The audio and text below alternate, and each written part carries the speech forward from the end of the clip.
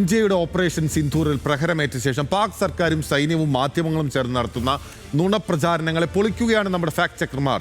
Indian യുദ്ധവിമാനങ്ങളെ വീഴ്ത്തിയെന്നത് മുതൽ പരാജയപ്പെട്ട India വെള്ളക്കൊടി വീശിയെന്ന് വരെയാണ് മില്യൺ കണക്കിന് വ്യൂ നേടുന്ന കള്ളപ്രചാരണങ്ങൾ.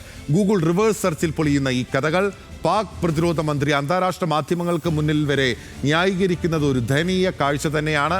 ആ ന്യായീകരണം അവർ തുടരുകയാണ്. ആ റിപ്പോർട്ടിലേക്ക് നമ്മൾ കടക്കുകയാണ്. ഈ റിപ്പോർട്ടോട് കൂടി ന്യൂസ് പ്ലസ് ഇവിടെ പൂർത്തിയാവുകയാണ്. അടുത്ത സ്പോട്ട്ലൈറ്റ് കാണാം, അതിനുശേഷം RDX. ഇന്ത്യയുടെ പോർവിമാനങ്ങൾ വെടിവെച്ചിട്ട് പാകിസ്ഥാൻ. ഓപ്പറേഷൻ സിന്ദൂറിന് പിന്നാലെ പാകിസ്ഥാൻ മാധ്യമങ്ങളെ ഉദ്ധരിച്ച് അന്താരാഷ്ട്ര വാർത്താ ഏജൻസികളടക്കം റിപ്പോർട്ട് ചെയ്ത പിന്നീട് പിൻവലിച്ച വാർത്തയാണിത്. 3 റഫാൽ വിമാനങ്ങളടക്കം 5 ഫൈറ്റർ ജെറ്റുകൾ വെടിവെച്ചിട്ടെന്നായിരുന്നു പ്രചാരണം. പാക് സൈന്യത്തിന്റെ അടക്കം സ്ഥിരീകരണത്തോടെയുള്ള വാർത്തകൾക്കൊപ്പം പ്രചരിച്ച ചിത്രങ്ങൾ ഇന്ത്യൻ വ്യോമസേനയുടെ വിമാനങ്ങളുടേത് തന്നെയായിരുന്നു. എന്നാൽ ഇതിന് ഓപ്പറേഷൻ സിന്ദൂറുമായി യാതൊരു ബന്ധവുമില്ല.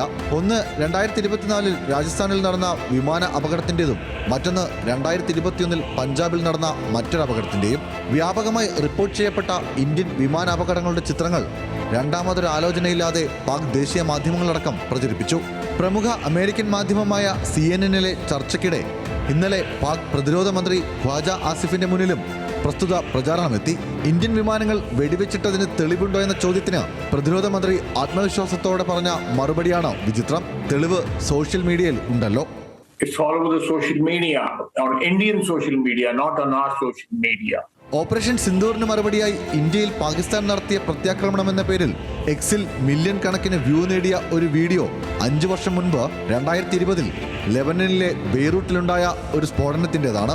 വൈറലായ മറ്റൊരു ക്ലിപ്പിൽ പാക് അധീന കശ്മീരിൽ ഇന്ത്യ നടത്തിയ ആക്രമണങ്ങളുടെ ഭീകരത പ്രചരിപ്പിക്കാനായിരുന്നു ശ്രമം. പക്ഷേ ദൃശ്യങ്ങളിലെ സ്ഫോടനം 2023 ഒക്ടോബർ 13 ഗാസ മുനമ്പിൽ ഇസ്രായേൽ നടത്തിയ ആക്രമണത്തിൻ്റെതും. 6 മില്യണിലധികം വ്യൂ നേടിയ മറ്റൊരു വീഡിയോയുടെ ക്യാപ്ഷൻ പാക് സൈന്യം ഇന്ത്യൻ ബ്രിഗേഡ് ആസ്ഥാനം തകർത്തു എന്നാണ്.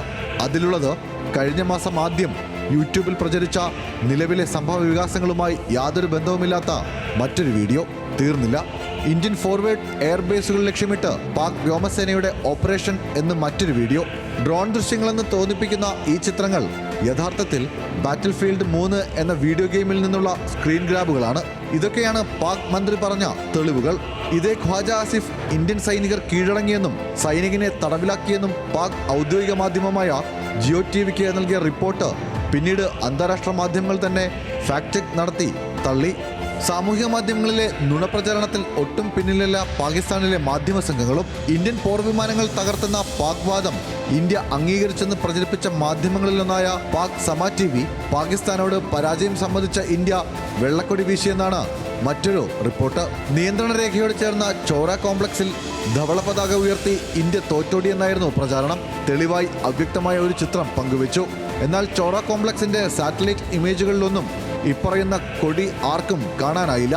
അതിലാരെങ്കിലും ഫാക്ട് ചെക്ക് ചെയ്യുന്നതിന് മുൻപ് തന്നെ ഇന്ത്യയുടെ കീഴടങ്ങലിനെ തുടർന്ന് പാകിസ്ഥാനിൽ അരങ്ങേറിയ വിജയാഹ്ലാദം പങ്കുവെച്ച് സമ TV.